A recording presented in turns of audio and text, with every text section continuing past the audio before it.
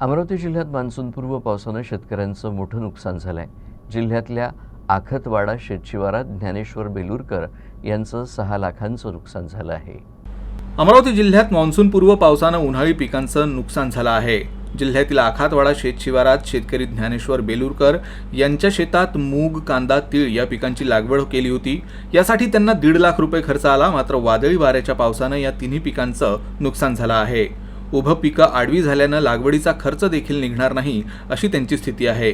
जवळपास 5 ते 6 लाख रुपयांचं त्यांचं नुकसान झालंय. त्यामुळे सरकारनं तातडीनं नुकसान भरपाई द्यावी आणि सर्वेक्षण करावं अशी मागणी त्यांनी केली आहे. प्रपंच किंवा शेती कशी करावी, प्रपंच कसा सांभाळावा, या सर्व गोष्टी आता समोर म्हणजे कठीण निर्माण झाल्या आहे.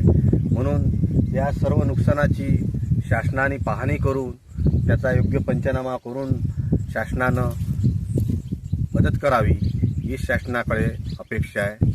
एवढंच मी सांगू इच्छितो.